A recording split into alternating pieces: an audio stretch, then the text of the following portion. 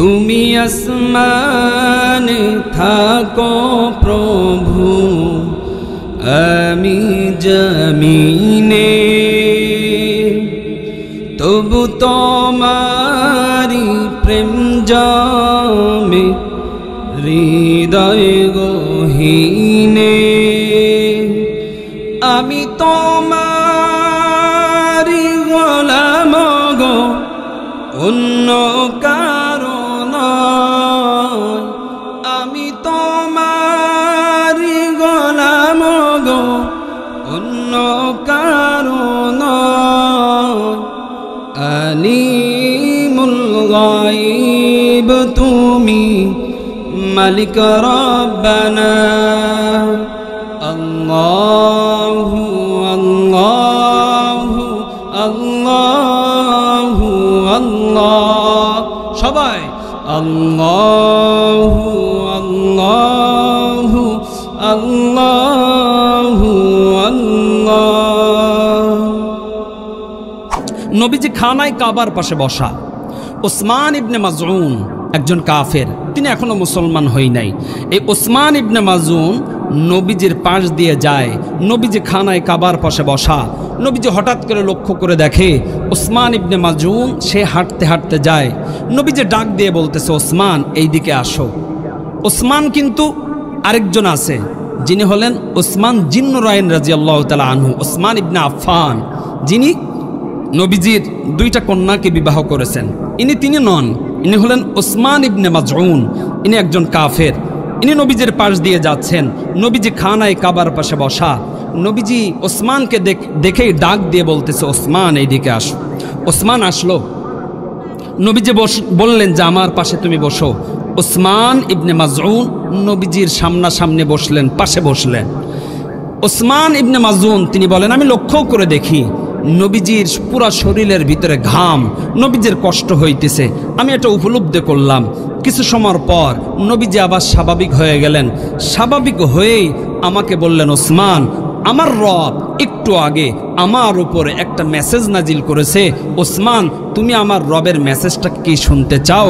একটু জবান খুলে বলা যাবে কি আল্লাহু আকবার? যখন এই কথা বলছে ওসমান, আমার রব আমার উপরে একটু আগে একটা আয়াত, একটা মেসেজ আমার উপরে নাজিল করছে, তুমি কি শুনতে চাও? ওসমান ইবনে মাজউন তিনি বলেন, আমি ডাইনে বামে সামনে পিছনে সব জায়গায় তাকাইলাম। তাকাই লক্ষ্য করে দেখি আমাদের দলের নেতা খেতা মাথা মোটা মাথা ফেলা বেঈমানেরা কেউ আশপাশে, আসতে বললেন কেন, কেউ আশপাশে নাই। যখন আমি ডাইনে বামে সামনে পিছনে সব দিকে তাকাইলাম, তাকাই দেখি যে কেউ নাই। এবার আমি মোহাম্মদকে বললাম, এখনো তো মুসলমান হই নাই, এই জন্য তিনি বলতেছেন, আমি মোহাম্মদকে বললাম, বলো তুমি তোমার রবের মেসেজ বলো, আমি শুনতে চাই। নবীজি ওই সময় ওসমান ইবনে মাজউনকে সূরাতুন নাহলের 90 নম্বর আয়াত তেলাওয়াত করলেন। নবীজি তেলাওয়াত করে ওসমান ইবনে মাজউনকে শোনাচ্ছেন। বিসমিল্লাহির রহমানির রহিম। ইন্নাল্লাহা ইয়া'মুরু বিল আদলি ওয়াল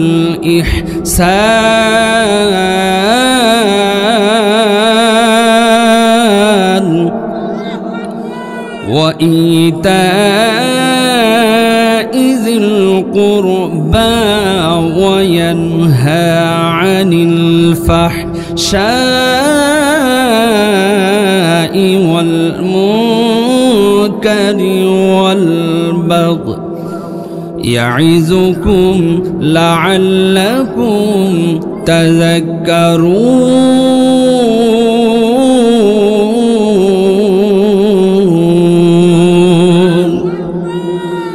নবীজি যখন এই তেলাওয়াত করলেন, ওসমান ইবনে মাজউন কিংকর্তব্য বিমূঢ় হয়ে গেলেন। ওসমান ইবনে মাজউন তিনি বলেন, আমি নবীজির চেহারার দিকে তাকিয়ে আছি, চোখটা আমার ছানা বড়া হয়ে গিয়েছে, জবান থেকে আর কোনো আমার কথা বাইর হয় না। আমি শুনলাম তো শুনলাম, কি শুনলাম? আমি মুহাম্মাদের কণ্ঠ থেকে তার রবের মেসেজ যখন আমি শুনলাম। আমি ওসমান ইবনে মাজউন ব্যক্তিগতভাবে অনেক লেখাপড়া আমি জানি। আমি যখন এই তার রবের মেসেজ আমি যখন শুনলাম, আমি আমার পিছনে সকল মেমোরিটা একটু বারবার ঘাটাঘাটি করলাম। আর আমি মনে মনে চিন্তা করতেছি, আমাদের নেতারা মাথা মোটা মাথা ফলা বেঈমানেরা আমাদেরকে সব সময় বলতো মোহাম্মদ জাদুকর, মোহাম্মদ জাদুকর, মোহাম্মদের কাছে কেউ যাবে না। মোহাম্মদ যেটা বলে বাপদাদার কিস্সা কাহিনী বলে, মোহাম্মদ বানিয়ে বানিয়ে বলে, মোহাম্মদের কাছে কেউ যাবে না, কেউ যাবে না।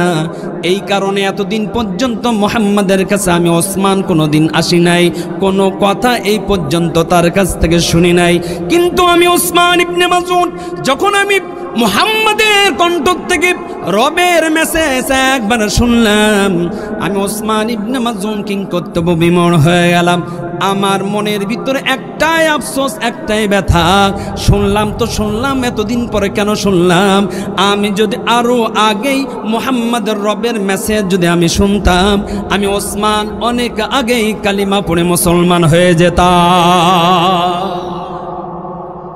ওসমান ইবনে মাযউন নবীজির চেহারার দিকে তাকিয়ে আছে, নবীজিকে বললেন, ইয়া রাসূলুল্লাহ,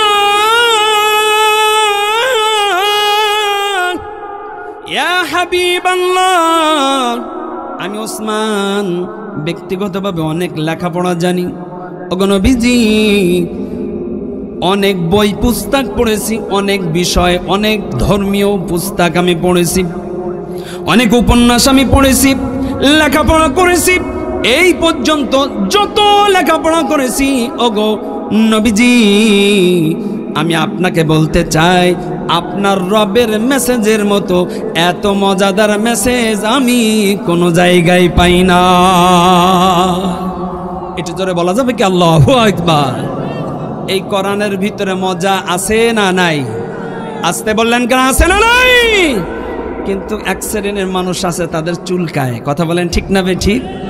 বাবা মুসলমান, পদ্মাতা মুসলমান, মুসলমানের ঘরে জন্মগ্রহণ করেও যাদের চুলকায়, সে কখনো কোনোদিন কোনো অবস্থায় মুমিন মুত্তাকিন তো হতে পারে না, বরঞ্চ ইহুদি নাসরা বেঈমান আবু জেহেল উতবা সাইবা ওয়ালিদ ইবনে মুগিরের উত্তরসূরি হতে পারে। কথা বলেন ঠিক না বে ঠিক? সম্মানিত হাজিরিন, ওসমান ইবনে মাযউন বললেন, ওগো নবীজি, ইয়া রাসূলুল্লাহ, ইয়া হাবিবাল্লাহ, আমার বোঝা হয়ে গিয়েছে। এতদিন পর্যন্ত আমাদের নেতারা মাথা মোটা মাথা ফোলা বেঈমানেরা, হাইব্রিড মার্কা যে সমস্ত নেতারা, তারা আমাদেরকে এতদিন পর্যন্ত ভূগোল বুঝিয়েছে, মিথ্যা কথা বলেছে। দেখো দেখো দেখো, মুহাম্মাদের কাছে যাবি না। কেন না? মুহাম্মদ বাপদাদার কিস্সা কাহিনী বলে, বানিয়ে বানিয়ে বলে মুহাম্মদ জাদুকর। এই কারণে তো আমি আসি নাই এবং আমাদের অনুসারী যারা, তারাও আসি নাই। ওগো নবীজি, বিশ্বাস করেন, আমাদের অনুসারীরা কেউ যদি আপনার নিকটে আসে আর আপনার রবের মেসেজ যদি তাদের কানের ভিতরে একবার যদি ঢুকে যায়, বিশ্বাস করেন তারা প্রত্যেকে বামরামি ইহুদি নাসারা বেঈমানের কাছে মাথা নত করার থেকে, গায়রুল্লাহর কাছে মাথা নত করার থেকে, এক রবের রবুবিয়াতের কাছে মাথা নত করে আপনার হাতে হাত দিয়ে অনেক আগেই তারা ইসলাম গ্রহণ কবুল করে নেয়। ওগো নবীজি, আমার বোঝা হয়ে গিয়েছে, কেন আমাদের নেতা নেত্রীরা মাথা মোটা মাথা ফলা বেঈমানেরা কেন আপনার নিকটে আসতে দেয় না? আমার বোঝা হয়ে গিয়েছে, তাদের একটা মাত্র ভয়, সেটা হলো চেয়ারের ভয়। ভয় আছে না নাই? আরে কথা বলেন, চেয়ারের ভয় আছে না নাই? সম্মানিত হাজিরিন, ওসমান ইবনে মাযউন বললেন, ইয়া রাসূলুল্লাহ, ইয়া হাবিবাল্লাহ, অনেক দেরি করে ফেলেছে, আর দেরি করতে চাই না। আমার হাতটা আপনার পবিত্র হাতের ভিতরে ঢুকায়া দিলাম। ওগো নবীজি, এখনই আপনি আমাকে কালিমা পড়ে মুসলমান বানিয়ে দেন। বুঝে থাকলে বলেন, সূরাতুন নাহলের 90 নম্বর আয়াত ওসমান ইবনে মাযউন শুনলেন কয়বার? আরে ভাই, আপনারা কি কষ্ট হচ্ছে? আপনাদের কি বিরক্ত লাগতেছে? ভাই, আমার একটু সিস্টেমটা একটু আলাদা সিস্টেম। সেটা হলো এই, শ্রোতাদের সাথে আমার একটু কথা বলতে হয়, আপনারা আমার সাথে কথা বলবেন, আমি আপনাদের সাথে কথা বলবো, তাহলে দুইজনের ভিতরে আর গ্যাপ থাকে না। আপনার আমার মধ্যখানে শয়তান আছে না নাই? প্রত্যেকের হোম মিনিস্টার আছে অথবা কারো জিএফ আছে বিএফ আছে, তারা মনের ভিতরে চিন্তা ভাবনা করতেছে ভালো লাগতেছে না বাবা, অসুবিধা কি, হয়তো বা বাইরের থেকেও শোনা যাবে, পাপড় খাইতে খাইতে হেনাবেনা কুলসুম রেনার সাথে গল্পও করা যাবে, বাড়ির থেকে তো বলে আসছে মাহফিলে যাচ্ছে, সারা রাত মাহফিল হবে, কিন্তু মাহফিল বাদ দিয়ে ডেটিং আর চেটিং করতে করতে ওই যে বাদাম আর এটা খায়, বিশ্বাস করেন এই মাহফিলের নাম করে যদি আপনি এসে ডেটিং আর চেটিং হেনাবেনা কুলসুম রেনা সবুর গপ্পর সাত্তার আর আব্দুস সুবহানের সাথে যদি গল্প করেন, তাহলে রব মনে হয় আপনার আমার ওপরে খুশি হবে। আরে কতখানি খুশি হবে? সুতরাং রবকে ঠকাইতে কেউ পারবো, মানুষকে ঠকানো যাবে, কিন্তু আমার রবকে কি ঠকানো সম্ভব? সম্মানিত হাজিরিন, উসমান ইবনে মাজুন নবীজির হাতে হাত রেখে সঙ্গে সঙ্গে মুসলমান হয়ে গেলেন। বুঝে থাকলে বলেন সূরাতুন নাহলে 90 নম্বর আয়াত উসমান ইবনে মাজুন শুনলেন কয়বার? ইলেকশনের সময় তো সামনে ইলেকশন, ফেব্রুয়ারি মাসে। আপনি আমি বলবো যে দল করি এটা আপনার আমার ব্যক্তিগত ব্যাপার, ভালো লাইগার থেকে আমি এক একজনকে পছন্দ করতে পারি, এক এক দলকে সাপোর্ট করতে পারি, এটা আপনার আমার ব্যক্তিগত ব্যাপার, কিন্তু যাকে আমি পছন্দ করি তার নিয়ে স্লোগান দেই কি দেই না? ভাই কতক্ষণ না কেন দেই না? আপনাদের এই কোটচাঁদপুরে মনে হয় দেয় না? দেয়। আপনি আমি বুঝে থাকলে বলেন ওই স্লোগান দিলে কি সব হয়? আরে কথা কয় না, সব হয়, কিন্তু এটা এমন একটা জায়গা ওয়ানজালাত আলাইহিমুস সাকিনা ফাগশিয়াতহুমুর রাহমা, যত সময় আপনি আমি বসবো এটা হলো জান্নাতের বাগান, আর এই জান্নাতের বাগানে যত সময় বসবো তত সময় একজন আপনার আমার উপরে রহমত নাজিল করেন, তিনি কে? সুতরাং সেই রবের নামে স্লোগান দেওয়ার দরকার আছে না নাই? নারায়ে তাকবীর। তাহলে উসমান ইবনে মাজুন ওই দিন উসমান ইবনে মাজুন সূরাতুন নাহলে 90 নম্বর আয়াত শুনলেন কয়বার? আরো জোরে কয়বার? উসমান ইবনে মাজুন একবার সূরাতুন নাহলে 90 নম্বর আয়াত তেলাওয়াত যখনই শুনলেন সঙ্গে সঙ্গে মুসলমান হয়ে গেলেন। তাহলে আমিও আপনাদের সামনে সূরাতুন নাহলে 90 নম্বর আয়াত তেলাওয়াত করেছি, এই আয়াতের ভিতরে রব কি বলেছেন জানার দরকার আছে না নাই? তাফসীর ইবনে কাসিরের ভিতরে পাওয়া যায় মক্কার ভিতরে একজন বড় নেতা ছিল, লিডার ছিল, সৎ চরিত্রবান একজন নেতা ছিল, নাম তার আকসাম সাইফি। কি নাম? এই আকসাম সাইফি এমন একজন নেতা, এমন একজন লিডার, তার কথায় এলাকার মহল্লার আশপাশের মানুষ সব এক জায়গায় হয়ে যায়। মত ভিন্ন হতে পারে, অন্য বিষয় সব কিছু ভিন্ন হতে পারে, কিন্তু নেতা যখন এ ডাক দেয় দল মত সব বাদ দিয়ে এক জায়গায় চলে আসে, এমন নেতার আমাদের সমাজে দরকার আছে না না? আল্লাহ তুমি কবুল করে নাও, বলেন আমিন। আরো জোরে বলেন আমিন। এই আকসাম সাইফি তার হাজার হাজার অনুসারীদেরকে একদিন বলতেছে, দেখো দেখো দেখো, আমার কানের ভিতরে একটা মেসেজ আসছে, মক্কার জমিনে একজন যুবক আছে, নাম তার মুহাম্মদ। এই মুহাম্মদ এমন একটা কাজ করে, তাওহীদ রিসালাতের দাওয়াত দেয়, এক রবের রুবুবিয়তের দাওয়াত দেয়। বামরা ইহুদি নাসারা বেঈমান, অর্থাৎ গায়রুল্লাহর সিজদা করা থেকে বিরত থাকার কথা বলে।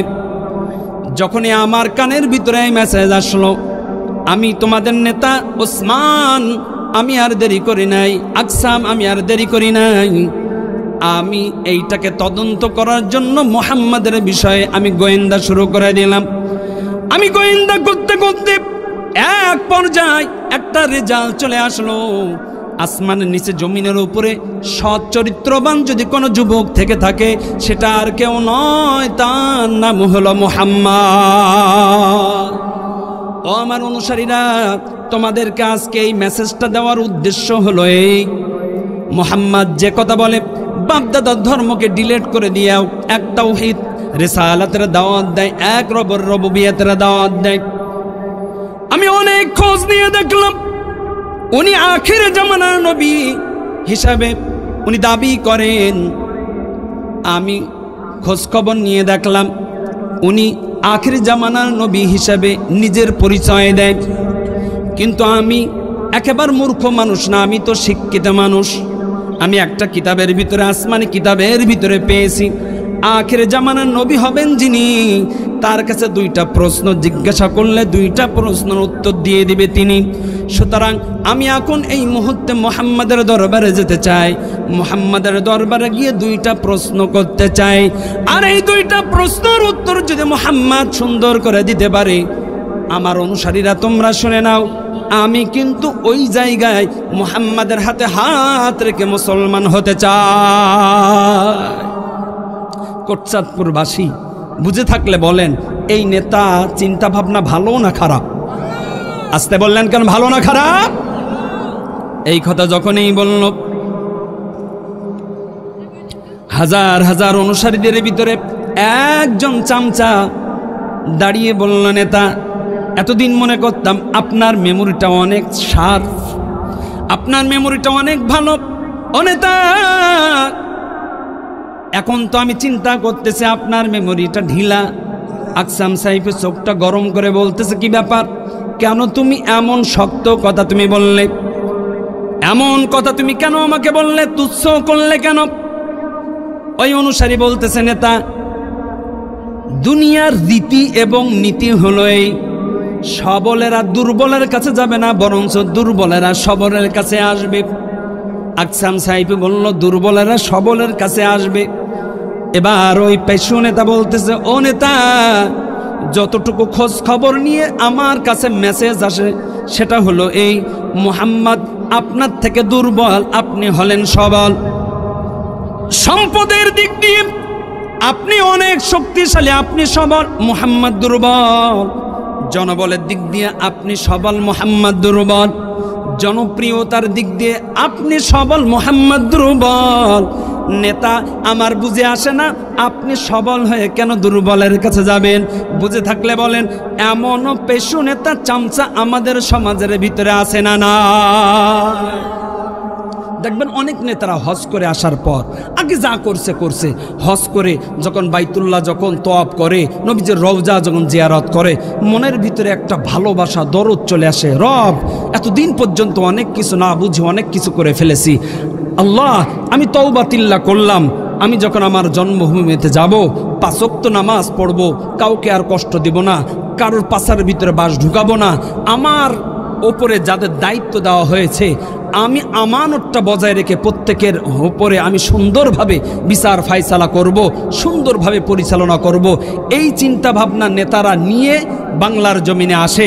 আসার পর নেতা যখন মাথায় টুপি দেয়, দাড়ি রাখা শুরু করে দেয়, টাকনোর উপরে যখন কাপড় পরা শুরু করে দেয়, তখন ওই অনুসারীদের ভিতরে, ওই চামচাদের ভিতরে, চামচাকিদের ভিতরে একজন গিয়ে নেতারা বলে, নেতা কোনো দলের টলের নাম লেখাইছেন নাই?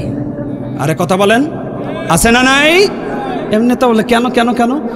মাথায় টুপি আবার দাড়ি রাখতেছেন, টাকনোর উপরে কাপড়, এর লক্ষণ কিন্তু ভালো না। লক্ষণ কি না? আরে কথা বলেন, লক্ষণ কি না? ভালো না। নেতা হয় যারা, নেতৃত্বের স্থানে বসে যারা, সপ্তাহে একদিন নামাজ পড়ে তারা, কথা বলেন ঠিক না ঠিক? তাদের গেজনে, তাদের ঠেলায় মুসল্লিদের লাথি মারতে মারতে সামনে যায়, কেন? উনি তো নেতা। যদি নেতাই হয়ে থাকে তার জন্য কি আলাদা নামাজ, না সবার জন্য একই নামাজ? আরে কথা বলতে হবে, তার জন্য আলাদা না, সবাই একসাথে। আপনি নেতা যদি হয়ে থাকেন, আপনার সামনে যাওয়ার যদি এতই ইচ্ছা হয়, তাহলে আজানের আগে আপনার আসার দরকার আছে না নাই? কথা বলেন, আছে না নাই? নেতা, সুতরাং আপনি মুহাম্মাদের কাছে কেন যাবেন? আপনি তো মুহাম্মাদের কাছে যাইতে পারেন না, বরঞ্চ মুহাম্মাদ আপনার কাছে আসবে। তারপরেও মুহাম্মাদ যদি আপনার কাছে না আসে, নেতা আপনি বরঞ্চ 2টা ব্যক্তিকে মুহাম্মাদের কাছে পাঠিয়ে দেন, আর আপনার যে 2টা প্রশ্ন তাদেরকে শিখায় দেন, তারা গিয়ে মুহাম্মাদের কাছে বলবে, আর ওই উত্তর নিয়ে যখন আপনার কাছে আসবে, আপনার যদি ওই উত্তরটা খাপে খাপ মুমতাজের বাপ যদি হয়ে যায়, আমাদের কোনো নিষেধ নাই, আপনি মুহাম্মাদের কাছে যাবেন, আপনি কালিমা পড়ে মুসলমান হবেন, আমাদের পক্ষ থেকে কোনো বাধা। আকসাম সাহেবের মাথায় কিন্তু এই কুবুদ্ধিটা আসি নাই। আকসাম সাহেব তখন চিন্তা করলেন, হ্যাঁ আসলে তো সত্য কথা কইছো, আসলেই তো ঠিক। আকসাম সাহেব 2জন প্রতিনিধিকে পাঠিয়ে দিলেন। 2জন প্রতিনিধিকে পাঠিয়ে দিয়ে 2জনকে ওই প্রশ্নটা শিখায় দিলেন। নবীজি সাহাবা আজমাইনদেরকে নিয়ে তালিম করতেছেন, মাশআরা করতেছেন। হঠাৎ করে দুইজন কাফের চলে গেল, আকসাম সাইফের প্রতিনিধি চলে গেল নবীজির কাছে। নবীজির কাছে যাওয়ার পরে বলল, মুহাম্মদ, অনেক দূর থেকে আমরা আসছি, কাম টু দা পয়েন্ট।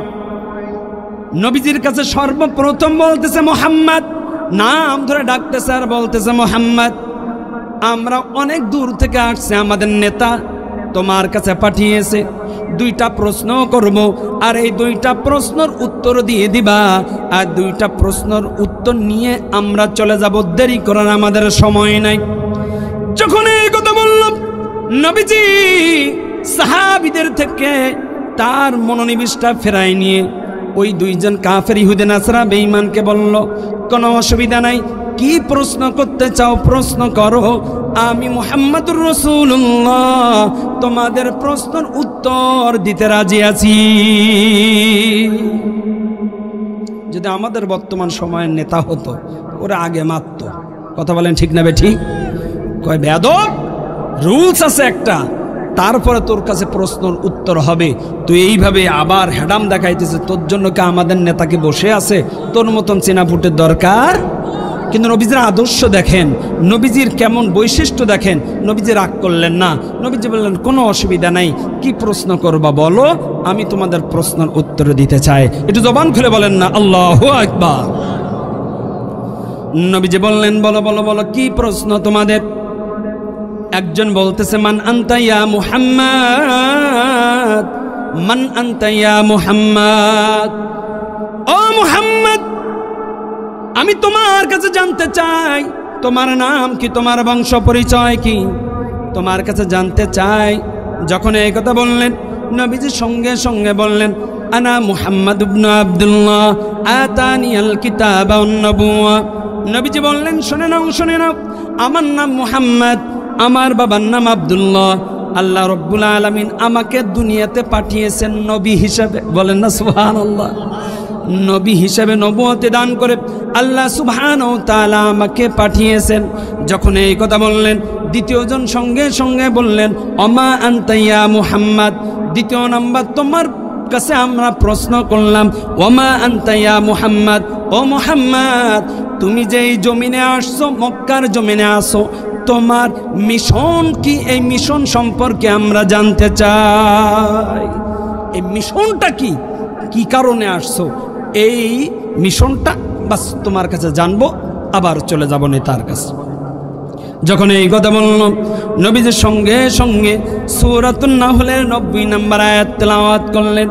সূরাতুন নাহলের 90 নম্বর আয়াত যখন ওই দুইজন কাফির ইহুদি নাসারা বেঈমানের সামনে তেলাওয়াত করলেন, আকসাম সাইফের দুইজন প্রতিনিধির জবানটা আটকায় গেল, চোখটা ছানা বড় হয়ে গেল।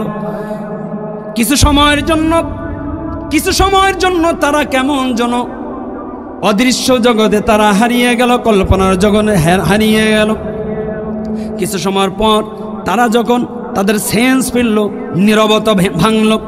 একজন আরেকজনকে বলে, ও ভাই মুহাম্মদ, তার রবের যে মেসেজ বলছে, এই মেসেজকে তোর ভালো লাগছে কিনা? সঙ্গে সঙ্গে বলে, বিশ্বাস কর, লাত উজ্জাতের কসম খেয়ে বলি, এত সুন্দর মেসেজ আমার জীবনে কোনোদিন শুনি না।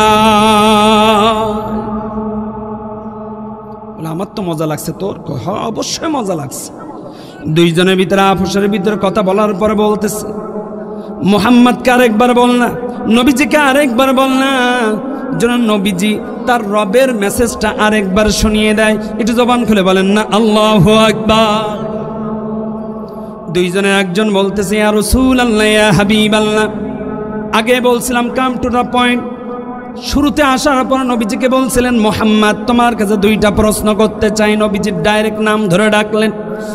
নবীজি যখন সূরাতুন নাহলের 90 নম্বর আয়াত তাদেরকে শোনাইলেন, তাদের ভোল চেঞ্জ হয়ে গিয়ে বলতেছেন, ইয়া রাসূলুল্লাহ, ইয়া হাবিবাল্লাহ, যদি বেয়াদবি না হয়, যদি আপনার কষ্ট না হয়, ওগো নবীজি, আপনি আপনার রবের মেসেজ আরেকবার শুনিয়ে দেন। তাফসীর ইবনে কাসিরের ভিতরে লেখে, নবীজি শোনাই দিলেন, মন ভরি নাই, আবার বললেন, ইয়া রাসূলুল্লাহ আরেকবার শোনান না। নবীজি আবার শোনাইলেন, মন ভরি নাই, ইয়া রাসূলুল্লাহ আরেকবার শোনান না। নবীজি শোনাইলেন। এইভাবে শোনাইতে শোনাইতে এক পর্যায়ে ওই দুইজন কাফের ইহুদি নাসারা বেঈমানের সূরাতুন নাহলের 90 নম্বর আয়াত তাদের মুখস্থ হয়ে গেছে। একটু জবান খুলে বলেন না আল্লাহু আকবার। আমাদের শ্রোতাদের ভিতরে অনেকেই আছে যারা দেখে দেখে কোরআন শরীফ পড়তে পারে না, অক্ষরও চেনে না, কিন্তু সূরাতুল কাউসার মুখস্থ আছে না নাই? সূরা ফাতিহা মুখস্থ আছে না নাই? যদি জিজ্ঞাসা করা হয় আপনি তো আলিফ বা তাসা পড়তে জানেন না, তাহলে কেমনে মুখস্থ করলেন? কয় আমাদের ইমাম সাহেব মাগরিবের নামাজের সময় সূরাতুল ফাতিহা তেলাওয়াত করে, মাগরিবের নামাজের সময় সূরাতুল ফাতিহার পরে সূরাতুল কাউসার পড়ে। এই যে ইমাম সাহেব কাউসার পড়ে, এটা শুনতে শুনতে আমাদের মুখস্থ হয়ে গিয়েছে। এমনও পাবলিক আমাদের সমাজে আছে না নাই? দুইজন প্রতিনিধি তারা একে অপরকে বলতেছে, দেখ আমাদের তো মুখস্থ হয়ে গেছে আর আমাদের বোঝা হয়ে গিয়েছে, আসমানের নিচে জমিনের উপরে সত্য যদি কোনো কিতাব থেকে থাকে, সত্য যদি কোনো ধর্ম থেকে থাকে তার নাম ইসলাম, আর সত্য ধর্ম যদি থেকে থাকে, সত্য কিতাব যদি থেকে থাকে তার নাম হলো আল কোরআন। সুতরাং আমরা আবার নেক্সট টাইমে আসব, এসে নবীজির হাতে হাত রেখে মুসলমান হয়ে যাব, কিন্তু কাউকে জানাবো না, আমাদের মনের ব্যাপারটা জানাবো না। এখন নেতার কাছে যাব, দুইটা প্রশ্নের উত্তর দিব। নেতা কোন লাইনে যাবে কি যাবে না এটা আমাদের দেখার বিষয় নয়, কিন্তু আবার যখন সুযোগ পাইব মুহাম্মাদের হাতে হাত রেখে, নবীজির হাতে হাত রেখে আমরা মুসলমান হতে চাই। একটু জবান খুলে বলা যাবে কি আল্লাহু আকবার। আকসাম সাহেবের দুইজন প্রতিনিধি চলে গেল আকসাম সাহেবের নিকটে। এইদিকে আকসাম সাহেব তার হাজার হাজার অনুসারীদেরকে নিয়ে অপেক্ষামান। দুইজন চলে আসলো, আসার পরে বলল, ওগো আমাদের নেতা, ওগো আমাদের মানি, আপনি আমাদেরকে পাঠিয়েছিলেন, দুইটা প্রশ্ন করতে বলেছিলেন, দুইটা প্রশ্ন করলাম, আর মুহাম্মদ সাল্লাল্লাহু আলাইহি ওয়াসাল্লাম উনি দুইটা প্রশ্নের উত্তর দিলেন। যখন এই কথা বললেন, আকসাম সাহেব তার হাজার হাজার অনুসারীদেরকে সঙ্গে সঙ্গে বললেন, কুনু রুয়াসাকুম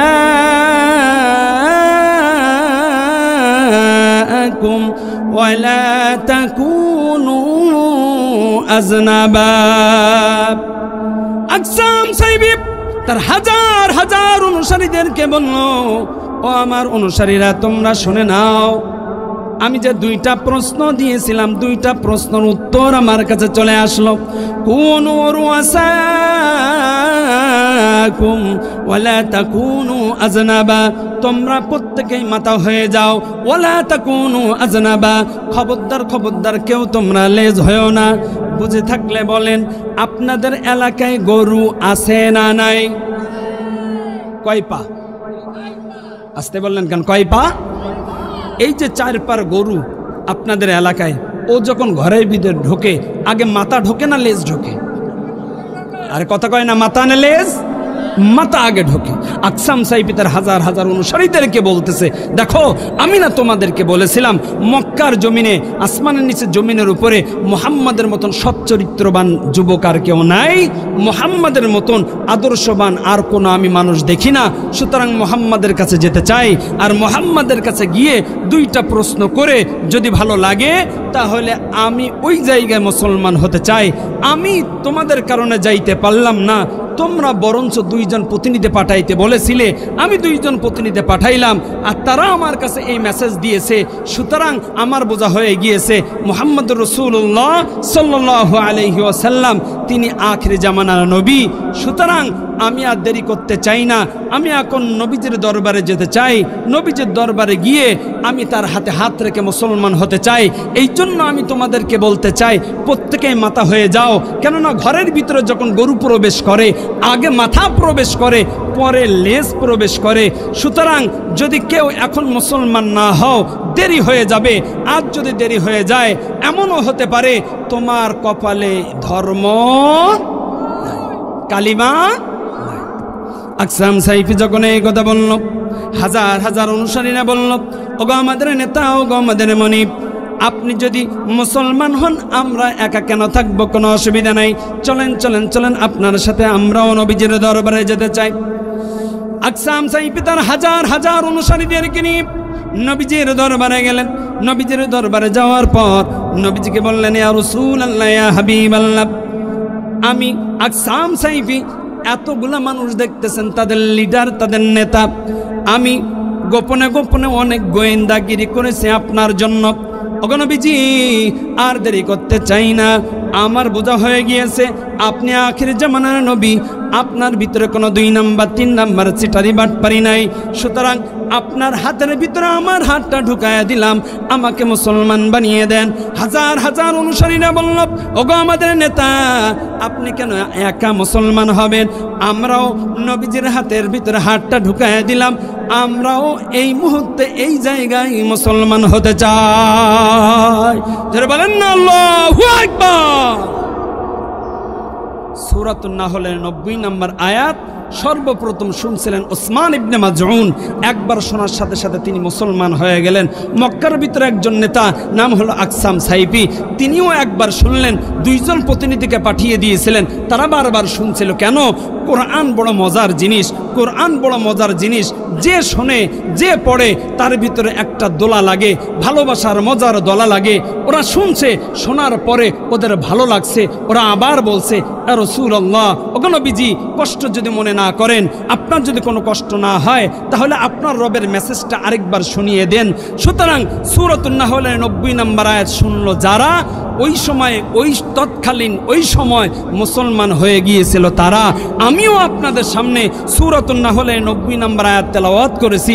সুতরাং রব এই আয়াতের ভিতরে কি রুমুস, কি গুমুস, কি মজা দিয়েছেন, কি নিদর্শন দিয়েছেন, কি নির্দেশ দিয়েছেন, এটা আমাদের জানার দরকার আছে না নাই?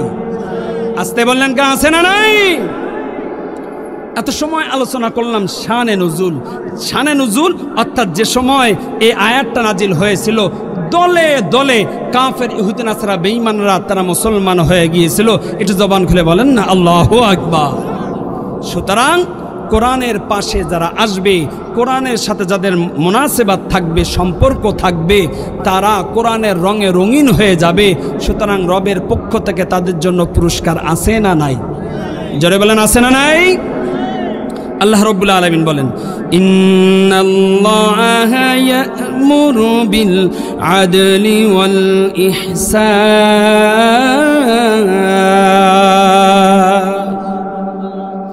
আল্লাহ রাব্বুল আলামিন বলেন, গোলাম, ইন্নাল্লাহ, আমি আল্লাহ রাব্বুল আলামিন, নিশ্চয় আমি আল্লাহ রাব্বুল আলামিন, ইয়া'মুরু, তোমাদেরকে আদেশ দিলাম, আদেশ করলাম। কে আদেশ করছে? আসতে বললেন কেন? কে? আল্লাহ রাব্বুল আলামিন বলেন, ইন্নাল্লাহা ইয়া'মুরু, আমি আল্লাহ রাব্বুল আলামিন, নিশ্চয় আমি তোমাদের প্রতিপালক, নিশ্চয় আমি তোমাদের রব, আমি তোমাদেরকে আদেশ করলাম বিল আদ, ইনসাফ ভিত্তিক ন্যায় প্রতিষ্ঠা করো, ইনসাফ ভিত্তিক বন্টন করো, ইনসাফ ভিত্তিক বিচার করো। বুঝে থাকলে বলেন, আমাদের সমাজের ভিতরে ইনসাফ ভিত্তিক বিচার আছে? আসতে বললেন কেন? আছে। আল্লাহ রাব্বুল আলামিন বলেন, গোলাম, আমি রব তোমাদেরকে সূরাতুন নাহলের 90 নম্বর আয়াতের ভিতরে কয়েকটা মেসেজ দিয়েছি। তার ভিতরে সর্বপ্রথম মেসেজ আমি তোমাদেরকে দিলাম, ইন্নাল্লাহা ইয়া'মুরু বিল আদ। সমাজের ভিতরে তোমরা, আমার বান্দা বান্দীদের ভিতরে তোমরা কেউ না কেউ তোমরা প্রতিনিধি হবে, কেউ না কেউ তোমরা সমাজের ভিতরে অভিভাবক হবে। যারা সমাজের ভিতরে অভিভাবক হবে, নেতা হবে, যারা নেতৃত্বের আসনে বসবে, শুনে নাও, শুনে নাও, আমি আল্লাহ রাব্বুল আলামিন তোমাদের উপর আদেশ করলাম বিল আদ, ইনসাফ ভিত্তিক বন্টন করবে, ন্যায় বিচার করবে, সুশাসন করবে। কখনো কোনো দিন কোনো অবস্থায় 2 নাম্বার 3 নাম্বার চিটারি বাটপারি করবে না। যদি চিটারি বাটপারি করো, ও বান্দা, তোমার আমার কাছে ধরা আছে না নাই? কথা বলেন, আছে না নাই? যখন যৌবন শেষ হয়ে যায়, যৌবন শেষ হয়ে যায়, ক্ষমতা যখন শেষ হয়ে যায়, শরীরের শক্তি আস্তে আস্তে যখন দুর্বল হয়ে যায়, তখনই তওবা তিল্লা করে। বুঝে থাকলে বলেন, যৌবন বয়সে তওবা আর বুড়া বয়সে তওবা কি এক হয়? আরে কথা বলেন, এক হয়? এই জন্য আল্লাহ রাব্বুল আলামিন বলেন ইন্নাল্লাহা ইয়া'মুরু বিল আদল। আমরা যখনই এই বিষয়ে আলোচনা করি, ইতিপূর্বেও অনেক জায়গায় যখন এই বিষয়ে আলোচনা করেছি, অন্য সময় অন্য বছরে এক শ্রেণীর মানুষ তারা মনে মনে চিন্তা করেছে, মনে হয় এবার এই বক্তা মনে হয় চেয়ারম্যান, মেম্বার, এমপি, মন্ত্রী এনাদেরকে বাস দেওয়া শুরু করে দিবে। না না না, এই চিন্তা, এই টেন্ডেন্সি মাথার ভিতরে আনবেন না। কেন চেয়ারম্যান, কেন মেম্বার, কেন মন্ত্রী, কেন মিনিস্টার, তাদেরকে কেন বাস দিব? বুঝে থাকলে বলেন, ওই চেয়ারম্যান, মেম্বার, এমপি, মন্ত্রী, মিনিস্টার কেউ কি আমাকে চেনে? আরে কথা কান না কেন চেনে? একটা এলাকার একটা ভ্যানওয়ালা অথবা রিক্সাওয়ালা অথবা দিনমজুরি ক্ষেত খামারে কাজ করে মন্ত্রী, মিনিস্টার কি তারে চেনে? এটা কথা বলতে হবে, চেনে? তাহলে তারে কেন বাস দিব? আল্লাহ রাব্বুল আলামিন বলেন, গোলাম গভীরভাবে একটু চিন্তা ভাবনা করো, গভীরভাবে একটু চিন্তা ভাবনা করো। ইন্নাল্লাহা ইয়া'মুরু বিল আদল। আমি আল্লাহ রাব্বুল আলামিন বলেছি, যারা ন্যায় বিচারক বাদশা হবে, ন্যায় বিচারক অভিভাবক হবে, আমি আল্লাহ রাব্বুল আলামিন তাদেরকে এই মেসেজটা দিলাম। যারা অভিভাবক হবে, যারা নেতা হবে, যারা এই চেয়ার পাবে, তাদের জন্য আমি আল্লাহ রাব্বুল আলামিন একটা মেসেজ দিলাম। সেটা হলো আদল, ইনসাফ ভিত্তিক বিচার করো, ইনসাফ ভিত্তিক বন্টন করো। সুতরাং আমরা সবসময় চিন্তা করি চেয়ারম্যান, এমপি, মন্ত্রী এনাদেরকে মনে হয় ইঙ্গিত দেওয়া হচ্ছে। না না না, আল্লাহ রাব্বুল আলামিন প্রতিটা পরিবারের ভিতরে একজন গার্ডিয়ান দিয়েছেন, পিতা নামক একজন বটগাছ দিয়েছেন। এই পিতার আন্ডারে, বাবার আন্ডারে, এই অভিভাবকের আন্ডারে 4 থেকে 5 জন অথবা 6 জন মানুষ থাকে। আছে না নাই? আরে কথা বলেন, আছে না নাই? বাবা মা, 3 ভাই 1 বোন, কয়জন হলো? আরে কথা কয় না, 3 ভাই 1 বোন, বাবা মা কয়জন? 5 জন। এই 5 জনের ভিতরে 3 ভাই 1 বোন, বাবা এবং মা, তাহলে মোট হলো 6 জন। এই 6 জনের ভিতরে আল্লাহ রাব্বুল আলামিন ওই পিতা নামক গার্ডিয়ানকে আল্লাহ রাব্বুল আলামিন কোট করে বলেন, ও আমার বান্দা, ও আমার বান্দি, তুমি দুনিয়াতে কিন্তু একজন অভিভাবক, ন্যায় বিচারক, বাদশা। আমি আল্লাহ রাব্বুল আলামিন তোমাকেই আমি লক্ষ্য করে বলতেছি, ইন্নাল্লাহা ইয়া'মুরু বিল আদল। ইনসাফ ভিত্তিক বন্টন করো, ইনসাফ ভিত্তিক বিচার করো। কেননা তুমি বাবা হয়েছো বলে তোমার মন চাইবে তুমি তোমার সন্তানকে যা খুশি তাই দিবে, তা হবে না। শুনে নাও, শুনে নাও, মৃত্যুর পরে তুমি বাবা, তুমি ইনসাফ ভিত্তিক বন্টন না করার কারণে, বিচার না করার কারণে আমি আল্লাহ রাব্বুল আলামিন আমার আদালতে তোমার বিচার আছে না না। হাদিসের ভিতরে পাওয়া যায়, যা ইয়াউমাল কিয়ামাতি ওয়া সিক্কুহু সাকিতুন। কিয়ামতের ময়দানে আল্লাহ রাব্বুল আলামিন আব্দুর রহমান, আব্দুস সাত্তার, আব্দুল খালেক, আব্দুস সুবহান তাদের পিতাকে ডাক দিবে। যখন এ ডাক দিবে তখন আল্লাহ তাআলা মিরাসের একটা পুল বানাইবেন, ব্রিজ বানাইবেন। লক্ষ লক্ষ মানুষ, মিলিয়ন বিলিয়ন আল্লাহর বান্দা বান্দিরা তারা লক্ষ্য করে দেখবে আল্লাহর একটা বান্দা হেসরাইতে হেসরাইতে ওই ব্রিজটা পার হইতেছে। প্রত্যেকে জিজ্ঞাসা করবে, কি ব্যাপার? ও চাচা, ও নানা, ও দাদা, কি ব্যাপার? আপনি তো সমাজের ভিতরে সুস্থ মানুষ ছিলেন, প্যারালাইসিসের রোগী ছিলেন না, কিন্তু আপনি প্যারালাইসিসের রোগী কেমন হইলেন? আপনি তো হেসরাইতে হেসরাইতে আপনি আসতেছেন। যখন এই কথা বলবে, সঙ্গে সঙ্গে ওই আব্দুর রহমান, আব্দুল গফফার, আব্দুস সুবহান, আব্দুস সাত্তারের বাবা সঙ্গে সঙ্গে বলবে, দেখো দেখো দেখো, ব্রিজের ওই সাইডে একটা মেয়ে দেখা যায়। সেটা হলো আমার কলিজার টুকরা, আমার মেয়ে সকিনা হেনা বেনা কুলসুম রেনা। আমার 3টা ছেলে ছিল, একটা মেয়ে ছিল।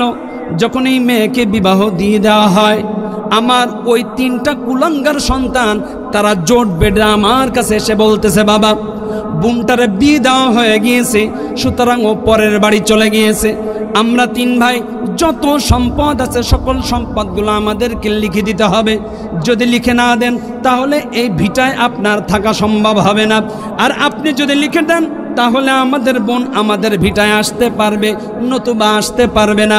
এমন কুলাঙ্গার ভাই আমাদের বাংলার জমিনে আছে না না? আছে? না, আপনাদের কোরসাদ করে নেই, আছে? প্রত্যেক জায়গায় আছে। আল্লাহ এই সমস্ত ভাইদেরকে হেদায়েত দেখ, বলেন আমিন। আরো জোরে বলেন আমিন। সম্মানিত হাজিরিন, ওই চাচা ওই দিন ওই সময় ব্রিজের ওপরে ওই হ্যাঁচড়ানো অবস্থায় বলবে, আমার ওই 3 কুলাঙ্গার আসার পর আমাকে চাপ দেওয়া শুরু করে দেয়। আমি তো সবসময় মনের ভিতরে কল্পনা জল্পনা করেছি, আমারও এই 3 জন আমার সন্তান, ওই মেয়েটাও আমার সন্তান। তাহলে আমি যদি আমার সম্পদগুলো এই 3 জনকে বন্টন করে দিই, তাহলে আমার মেয়ে বঞ্চিত হয়ে যাবে। তারপরে আবার চিন্তা করতেছে, শেষ বয়সে ছেলেদের ঘরে থাকার দরকার আছে না নাই? আরে কথা কয় না, আছে না নাই? শেষ বয়সে যদি আবার বৃদ্ধাশ্রমে দিয়ে দেয়, ডাস্টবিনে যদি ফেলে দেয়, ওই ভয়কে চিন্তা করে জাহান্নামের ভয়কে ডিলেট করে দিয়ে আমি আমার ওই 3 জন কুলাঙ্গারকে মেয়ের হকটা ফাঁকি দিয়ে তাদেরকে লিখে দিয়েছিলাম। যখন এই লিখে দেওয়া হয়ে গেল, এই সংবাদ যখন জানাজানি হয়ে গেল, আমার কলিজার টুকরা কন্যা সন্তানের শ্বশুর বাড়ি যখন চলে গেল, যখন এই মেসেজ যখন মেয়ের কানের ভিতরে যায়, মেয়ে যখন চিন্তা ভাবনা করতেছে ওই বাড়িতে তো আমার কিছু নাই, কিন্তু ওই মেয়ের বাড়িতে শাশুড়ি নামক নিয়ামত আছে না নাই? আসতে বললেন কেন? আছে। শাশুড়ি নামক নিয়ামত কি? একটা কথা বলেন, কি শাশুড়ি নামক নিয়ামত? মেয়ে মানুষ বড় আজব জিনিস, আজব, বড় আজব। যখন বিয়ে হয়, একটু মিলাই নেবেন, যখন বিয়ে হয় তখন চিন্তা ভাবনা করে শাশুড়ির কাছ থেকে কেমনে সংসারের দায়িত্ব চাবিটা নিয়ে নেওয়া যায়, নিয়েই তারে কেমনে মাইনাস করা যায়, হয় বৃদ্ধাশ্রম নাইলে আলাদা। আছে না নাই? একটু জোরে বলেন না, আছে না নাই? ওই একই মহিলা যখন সন্তান হয়ে গেল, তাদের বাচ্চারা বড় হয়ে গেল, এবার তাদের বাচ্চাকে যখন বিয়ে দিচ্ছে, তাদের সন্তানকে বিয়ে দিচ্ছে, এখন কিন্তু শাশুড়ি হচ্ছে। কি হচ্ছে? কথা বলেন, কি হচ্ছে? শাশুড়ি হচ্ছে। বিয়ে দেওয়ার সাথে সাথে এই শাশুড়ির মনের ভিতরে কল্পনা জল্পনা, কখনো বোর মার হাতে চাবি দেওয়া যাবে? আরে কথা কয় না, দেওয়া যাবে? যতদিন বাঁচবো ততদিনে আসলটা আমার এই কাছে থাকবে, খবরদার বৌমা হেরিতেরি করা যাবে। কিন্তু এই মহিলা যেদিন যে সময় নতুন ঢুকছিল, তার মাইন্ড ছিল কি, আগে শাশুড়িকে কি করতে হবে? আসতে বললেন, কি করতে হবে? মাইনাস করতে হবে। আর এই একই মহিলা যখন নিজে শাশুড়ি হলো, তখন চিন্তা ভাবনা কি, একসাথে থাকতে হবে। আছে না নাই? আরে কথা কয় না, আছে না নাই? তো শাশুড়ি নামক নিয়ামত, এই শাশুড়ি নামক নিয়ামত আমার মেয়েকে বলছিল, দেখো তুমি তো আসলে অপায়া, কেননা তোমারে বিয়ে দিল যখন, সম্পদ ভাগবটারি হয়ে গেল, তখন তোমাকে কেউ দেই নাই, তোমার সম্পদ তারা নিয়ে নিয়েছে।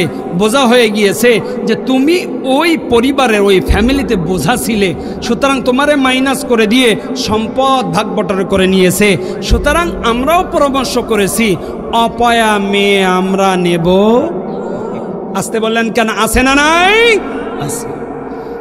যখনই আমার ওই মেয়েকে অপায়া বলে যখন শ্বশুর শাশুড়ি যখন তাড়িয়ে দিল, জামাইও যখন রিসিভ করলো না, কেননা সম্পদ আর পাবে না, আমার ওই কলিজার টুকরা বাড়িতেও আসতে পারে না, কেননা ওই 3 কুলাঙ্গার সন্তানের 3টা মেয়ে যোগ দেয়া ম্যাডাম আছে না নাই? আরে কথা কয় না, আছে না নাই? আমি তাদেরকে ছোট করতে চাই না, কিন্তু তাদের স্বভাবটা হলো হিংসা প্রকৃতির হয়ে গিয়েছে। দুনিয়ার শুরু থেকে এই পর্যন্ত এই কিলাকিলে গুতাগুতি হিংসা। কেননা বিশ্বাস করেন, ওই মহিলা, ওই মেয়ে যখন আমার বাড়িতে আসে, আমার বয়স ধরেন, আমি যখন বিয়ে করেছিলাম আমার বয়স ছিল 27। আমি বাসর রাত্রে কোরআন সাক্ষী, কোরআন ছুঁয়ে বলতে পারবো, আমি আমার হোম মিনিস্টারকে বললাম, দেখো আমি 27 বছর ধরে আমার বাবা মাকে আমি চিনি, আর আজকে এখন এই মুহূর্তে তুমি আমার পিতামাতাকে দেখতেছো এবং চিনতেছো। বুঝে থাকলে বলো, আমার পিতামাতার অভিজ্ঞতা আমার বেশি না তোমার? কথা বলেন, কার বেশি, আমার না আমার বোন? আমার হোম মিনিস্টার সঙ্গে সঙ্গে বললেন আপনার। আমি বললাম, দেখো বুঝে থাকলে উত্তর দিবা, আমরা কাজের সুরাতে বাইরে থাকি, বিভিন্ন জায়গায় দৌড়াদৌড়ি করি, সুতরাং ওই কাজ কাম করে আসবো, আর কানের কাছে প্যান করবা, বাপ মার অবজেকশন দিবা, না না না, 27 বছরের অভিজ্ঞতা আমার আর তোমার অভিজ্ঞতা আজ থেকে, সুতরাং এই প্যান পানা কানের ভিতরে নেওয়া যাবে না। তারপরেও শাশুড়ি নামক নিয়ামত আছে না নাই? দেখেন শাশুড়ি মা সেও চায় যে বৌমাকে একটু ঠিকঠাক করে নেওয়ার, কিন্তু কিছু কিছু জায়গায় আছে বড় অসুবিধা। নিজের সময় তো কখনো কোনো সময় কাজ করি নাই, বৌমাটা আসলেই মনে করে হলো কাজের মহিলারেও ওটারেও ছুটি দিয়ে দেই আর এরে একটু জন্মের খাটাই নেই, এমন চিন্তা ভাবনা যারা করবেন পায়ে হাত রেখে বলি দেখেন এমন করবেন না। তার একটা ইজ্জত আছে, তার একটা সম্মান আছে, সম্মান দিতে শেখেন, তাহলে খেদমত পাবেন ইনশাআল্লাহ। সম্মানিত হাজিরিন, ওই মুরব্বী তখনই তাদেরকে বলতেছে দেখো আমার ওই মেয়ে বাড়িতেও আসতে পারি নাই, কেননা আমার ছেলের 3টা বৌমা ছিল, 3টা বিবি ছিল। আমার ছেলেদের যে 3টা বিবি তারাও বড় ডেয়ারিং, বড় ডেঞ্জার। তারা বলছে খবরদার আমাদের ওই রনদ, কি নদ, ননদ না রনদ, কি নদ, রনদ, এই রনদ যদি আসে তাহলে কিন্তু যেদিন আসবে ওই দিন আমি বাপের বাড়ি যাব, ওই অপায়া মহিলার আমি রান্না করে খাওয়াতে পারবো না। আছে না নাই? আরে কত গায় না, আছে না নাই? আমার মেয়ের সম্পদ তারা ভাগ করে নিল 3 কুলাঙ্গার, আবার তাদের বউরা বলে দিল খবরদার ওই অপায়া যদি আমাদের বাড়ির ভিতরে আসে, আমাদের ভিটায় যদি আসে, আমি কিন্তু রান্না করব না। সুতরাং আমার মেয়ে সে শ্বশুর বাড়িতেও চান্স পাইল না, নিজের জন্মভূমিতেও ভিটায় আসতে পারল না। আমার এই কলিজার টুকরা, আমার এই কন্যা রাত্রে যখন নামাজ আদায় করেছে, তাহাজ্জুদ নামাজ আদায় করেছে, সেজদায় গিয়ে আল্লাহ রব্বুল আলামিনকে বলতেছেন ওগো রব,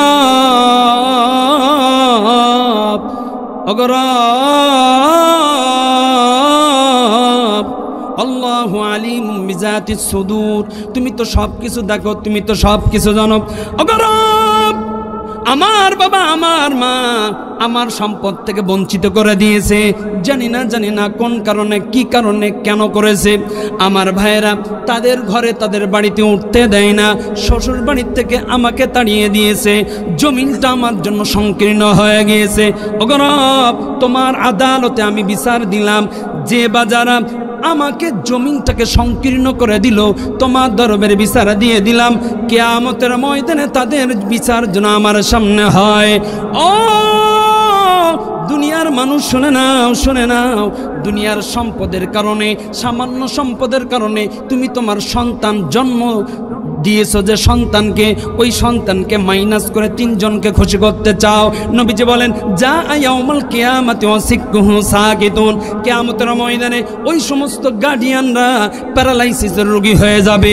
বুঝে থাকলে বলেন ও কোটচাঁদপুরের মুসলমান, কিয়ামতের ময়দানে প্যারালাইসিসের রোগী হতে চাই কি চাই না? চাই। কে কে চাই হাত তোলেন তো দেখি, বলেন না আলহামদুলিল্লাহ। কে কে চাই না একটু 2 হাত তুলে আল্লাহকে দেখাই। নারায়ে তাকবীর। রব তুমি কবুল করো, বলেন আমিন। আল্লাহ রাব্বুল আলামিন ওই দিন ওই সমস্ত পিতা মাতাকে প্যারালাইসিস রোগী বানিয়ে দিবেন। এই জন্য আল্লাহ রাব্বুল আলামিন বলেন গোলাম ইন্নাল্লাহা ইয়া'মুরু বিল আদল, ও বান্দা তুমি তোমার পরিবারের ভিতরে তুমি একজন গার্ডিয়ান, কেননা 3টা সন্তান, ছেলে সন্তান, একটা হলো কন্যা সন্তান। এই 3টা সন্তান এবং একটা কন্যা সন্তানকে ইনসাফ ভিত্তিক যদি তুমি বন্টন করে দিতে, তাহলে কি আর ঝামেলা হতো? আরে কথা কয় না, হতো। সুতরাং এই ঝামেলা শুরু হয় এই জায়গা থেকে, ছেলে মেয়েকে দিতে চায় না, মেয়ে ছেলেকে দিতে চায় না। এই গুতাগুতি কিলাকিলি করার কারণে রক্তপাত, মারামারি, খুন গুম রাহাজানি আছে না নাই? যখন এই খুন গুম রাহাজানিতে যখন এই পৌঁছায়, তখন এই চেয়ারম্যান, মেম্বার, এমপি, মন্ত্রীর দরকার আছে না নাই? সর্বপ্রথম আপনার আমার পরিবার থেকে ভেজালটা শুরু হয়ে যায়। আপনি আমি যদি আমার সন্তানদের ভিতরে ইনসাফ ভিত্তিক যদি আপনি আমি বন্টন করতাম, খোদার কসম খেয়ে বলি, কিয়ামত পর্যন্ত যদি আপনার আমার হায়াত থাকে, কিয়ামত পর্যন্ত যদি বেঁচে থাকি, তাহলে আর সমাজের ভিতরে কিলাকিলি গুতাগুতি আর থাকবে কেননা প্রতিটা পরিবারের থেকে সুন্দরভাবে ইনসাফ ভিত্তিক বন্টন হয়ে গেল, কোনো রকম মনোমালিন্য নেই, কিলাকিলি গুতাগুতি নাই। তাহলে কিলাকিলি গুতাগুতি যদি না থাকে প্রশাসনের দরকার নাই, কিলাকিলি গুতাগুতি যদি না থাকে তাহলে মেম্বারের কোনো দরকার নাই, এমপির দরকার নাই, বিচারেরও কোনো দরকার নাই। সুতরাং ইনসাফ ভিত্তিক বন্টন, ইনসাফ ভিত্তিক বিচার আমাদের সমাজে দরকার আছে না না? এই জন্য আল্লাহ রাব্বুল আলামিন বলেন, ও গোলাম, ইন্নাল্লাহ, নিশ্চয় আমি আল্লাহ রাব্বুল আলামিন, ইয়ামুরু, তোমাদেরকে আদেশ দিলাম, বিল আদ, ইনসাফ ভিত্তিক বিচার করো, ইনসাফ ভিত্তিক বন্টন করো, ন্যায় বিচার করো। ইনসাফ ভিত্তিক বন্টন, ইনসাফ ভিত্তিক বিচার যদি, ন্যায় বিচার কেউ যদি করে, খুশি তো একজন হন, তিনি কে? একদিন নবীজি বসা, নবীজির ইনসাফ ভিত্তিক বিচারটা কেমন ছিল দেখেন। নবীজি একদিন বসা, হঠাৎ করে একজন কাফের ইহুদি নাসারা বেঈমান দৌড়ায় নবীজির কাছে এসে বলল, ইয়া রাসূলুল্লাহ, ওগো মুহাম্মদ, আমি তোমার কাছে বিচার দিলাম, আমি তোমার কাছ থেকে ন্যায় বিচার পেতে চাই। কি বিচার? আসতে বললেন কেন? কি বিচার? কাফের ইহুদি নাসারা বেঈমান তারাও জানতো কোন জায়গায় গেলে ন্যায় বিচার পাওয়া যাবে। মুহাম্মাদের কাছে গেলেই ন্যায় বিচার পাওয়া যাবে, কেননা মুহাম্মাদের কাছে চিটিং নেই, কোনো 2 নাম্বার 3 নাম্বার নাই। মুহাম্মদ এমন একজন মানুষ, মুহাম্মদ নিজের দলও দেখে না। বর্তমান সময় আমাদের দলের লোকজন সেঞ্চুরি করার পরেও সে বেকুসুর খালাস হয়ে যায়। অন্য বিরোধী দলের লোক সেঞ্চুরি তো দূরের কথা, একটা খারাপ কাজও করি নাই, কিন্তু তার নামে জেনার মামলা আছে না না? ধরা আছে না নাই? মনে হয় মরবে না? মরবে? আরে কথা কয় না, মরবে। নবীজি আপন কাজের ভিতরে ব্যস্ত। ওই কাফের দৌড়ায় আসার পরে বলল, মুহাম্মদ, আমি তোমার কাছে ইনসাফ ভিত্তিক বিচার চাই, ন্যায় বিচার চাই মুহাম্মদ। নবীজি বললেন, কি বিচার? ন্যায় বিচার কার জন্য? কার বিচার বলো? ওই কাফের সঙ্গে সঙ্গে বলল, মুহাম্মদ, তোমার একজন সাহাবী, তোমার সাথে অনেক সুন্দর রিলেশন আছে, তার সম্পর্ক অনেক সুন্দর। ওই সাহাবী আমার কানে এমন জোরে আঘাত করেছে, ও মুহাম্মদ, আমার কানের নেটওয়ার্কটা বন্ধ হয়ে গিয়েছে। একটু জবান খুলে বলা যাবে কি আল্লাহু আকবার? রেডিও ছিল না? রেডিও এখন তো এই জেনারেশন বুঝবে না। রেডিও চেনেন তো? দেখবেন ওই একটা চ্যানেলে না যাওয়া পর্যন্ত করে, কি করে না? ওগো মুহাম্মদ, এমন জোরে আমার কানে তোমার ওই সাহাবী, তোমার ওই অনুসারী এমন জোরে আমাকে থাপ্পড় মারছে। ও মুহাম্মদ, বিশ্বাস করো আমার এই কানের নেটওয়ার্ক বন্ধ হয়ে গেছে। একটু জবান করে বলেন না আল্লাহু আকবার? নবীজির সঙ্গে সঙ্গে বুঝতে পারছেন আর কেউ না, ও আসাদুহুম ফি আমরিল্লাহি ওমর, আমার ওমর সব সময় গরম। যেখানে বাতিল সেখানে হকের ঝান্ডা নিয়ে আমার ওমর ঝাঁপিয়ে পড়ে। সুতরাং মনে হয় ওমর, আমি আপনাদের কাছে জানতে চাই, যেখানে কোরআনকে অবমাননা করবে, যেখানে আমার নবীকে নিয়ে অবমাননা করবে, আল্লাহর রসুলকে নিয়ে গালিগালাজ করবে, ওই জায়গায়, ওই মুহূর্তে, ওই এলাকায় এমন একজন ওমরের দরকার আছে না না? এবার নবীজি বলতেছেন, কে? নবীজি তো মনে মনে চিন্তা করছেন ওমর ছাড়া কেউ না। নবীজি বললেন, কে? যখন এই কথা বললেন, সঙ্গে সঙ্গে ওই কাফের বললেন, ওগো মুহাম্মদ, সে আর কেউ না, সে হলো আবু বকর। কে? কথা বলে না কে? নবীজির বিষয়টা কেমন যেন লাগলো। নবীজি একটু নড়াচড়া করে বসলেন। নবীজি মনে মনে চিন্তা করতেছেন, এটা কেমনে সম্ভব? আরহামু বি উম্মতি আবু বকর। নবীজি বলছেন, ও আমার সাহাবীরা, তোমরা শুনে নাও, কিয়ামত পর্যন্ত আমার আবু বকরের মতো রহম দিলওয়ালা আমার আর কেউ কোনো সাহাবী আসবে না।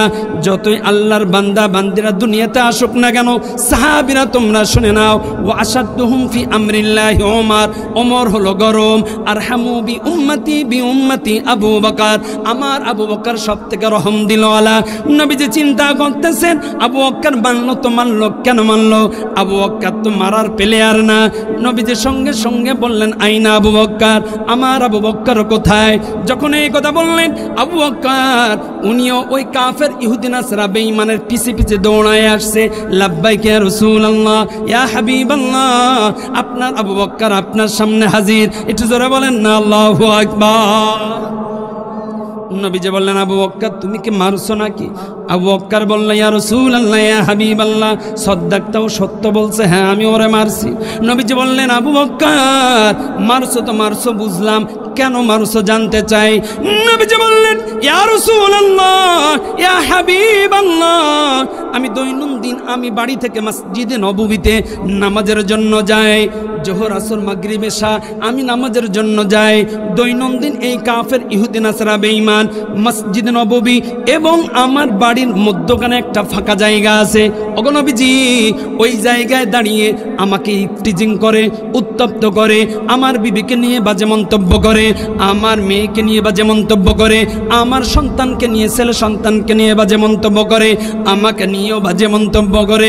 ওগো নবীজি, কখনো কোনো দিন কোনো অবস্থায় আমি ওকে প্রহার করি নাই, ওর দিকেও তাকাই নাই, কিন্তু ওগো নবীজি এই কাফের ইহুদি নাসরা বেঈমান মাথা মোটা মাথা ফলা বেঈমান আজকে এমন একটা কথা বলছে, আমি আবু বক্কর ধৈর্য ধরবো তো ধরবো, কত সময় ধরবো? ওগো নবীজি, এই কাফের ইহুদি নাসরা বেঈমান আজকে বলছে আবু বক্কর শোনো শোনো শোনো, মুসলমানের রব হলো ফকির আর আমাদের দেবতা হলো ধনী। একটু জবান খুলে বলেন না নাউজুবিল্লাহ। আমাদের রব কি ফকির? আরে আসতে বললেন কেন? আমাদের রব কি ফকির? যখন এই কথা বলল নবীজি সঙ্গে সঙ্গে ওই কাফের ইহুদি নাসরা বেঈমানের দিকে তাকিয়ে বলল, এই কি ব্যাপার, তুমি কি এই কথা বলছো নাকি আমাদের রব ফকির, তোমাদের দেবতা হলো ধনী, এই কথা তুমি বলছো নাকি? যখন এই কথা বলল ওই কাফের ইহুদি নাসরা বেঈমান সঙ্গে সঙ্গে লাত উজ্জাত হুবালের কসম খেয়ে বলে, ওগো মুহাম্মদ, কসম খেয়ে বললাম আবু বক্করের সাথে এমন ধরনের কোনো কথা আমার হই না। এখন বলেন ভেজাল আছে না নাই? বুঝে থাকলে জোরে বলেন ভেজাল আছে না নাই? নবীজি এবার আবু বক্করের দিকে তাকায় বলতেছে, আবু বক্কর তুমি তো ইসলামের রীতি এবং নীতি সম্পর্কে জানো, বাদী বিবাদের ভিতরে কেউ যদি কসম খায় তাহলে সাক্ষী দেখাতে হয়। আবু বক্কর তোমার সাক্ষী দেখাতে হবে। আবু বক্কর সিদ্দিক রাদিয়াল্লাহু তাআলা আনহু বললেন, ইয়া রাসূলুল্লাহ, ইয়া হাবিবাল্লাহ, আপনার কি মনে হয় আপনার আবু বক্কর আপনার সাথে মিথ্যা কথা বলছে? নবীজি বলছেন, আবু বক্কর ইমোশনাল নিয়ে কোনো কথাবার্তা বলবো না।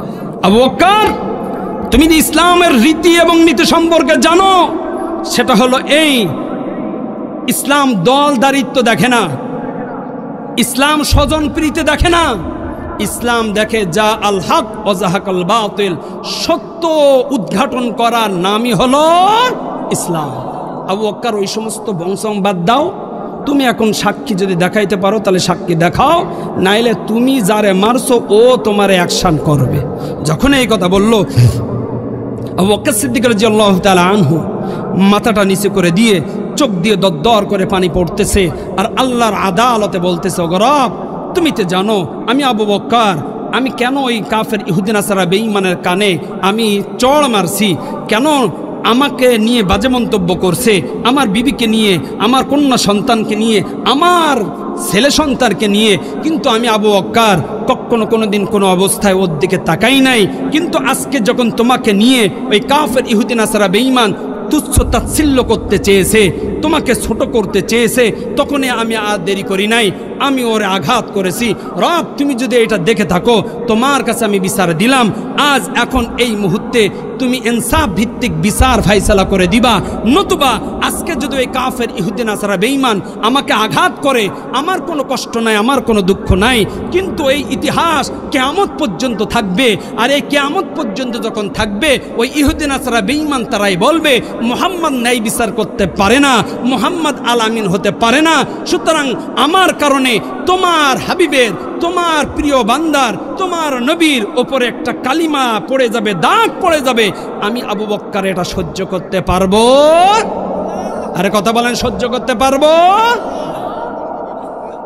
যখন এই কথা বলল চোখ দিয়ে দরদর করে পানি পড়ে, নবীজি বলতেছেন, আবু বক্কর কান্নাকাটি এখানে কোনো অপশন নাই, তুমি সাক্ষী দেখাইতে পারবা কি বলো? আবু বক্কর বলল, ইয়া রাসূলুল্লাহ, ইয়া হাবিবাল্লাহ, আমি আবু বকর মিথ্যা কথা বলতেছি না। ওগো নবীজি, আপনি একটু বোঝার চেষ্টা করেন, আমি মিথ্যা কথা বলতেছি না। নবীজি সঙ্গে সঙ্গে কয়, আবু বকর, আমি তো জানি আল্লাহ তাআলা তোমার একটা সত্যবাদিতার সার্টিফিকেট দিয়েছে। সিদ্দিক বলছেন, সিদ্দিক, আবু বকর সিদ্দিক। ও আবু বকর, তুমি সত্যবাদী এটা জানি, কিন্তু ইসলামের রীতিনীতি এটা তোমাকে মানতেই হবে। ইসলাম কোনো দলের না, ইসলাম কোনো গোষ্ঠীর না, ইসলাম কোনো সংগঠনের না। আবু বকর, তুমি যদি সাক্ষী না দেখাইতে পারো, ওই কাফের ইহুদি নাসারা বেঈমান তোমাকে আঘাত করবে। আবু বকর বললেন, ইয়া রাসূলুল্লাহ, ইয়া হাবিবাল্লাহ, আমি সাক্ষী দেখাইতে পারবো। আসতে বললেন, কেন পারবো? আমি সাক্ষী দেখাইতে পারবো না। যখন এই কথা বলল, নবীজি ওই কাফের ইহুদি নাসারা বেঈমানের দিকে তাকিয়ে বলল, যাও যাও যাও, আবু বকর যে হাত দিয়ে তোমাকে আঘাত করছে, ওই হাত দিয়ে আবু বকর যে কানে তোমাকে প্রহার করছে, ওই কানে তুমিও আঘাত করে দাও।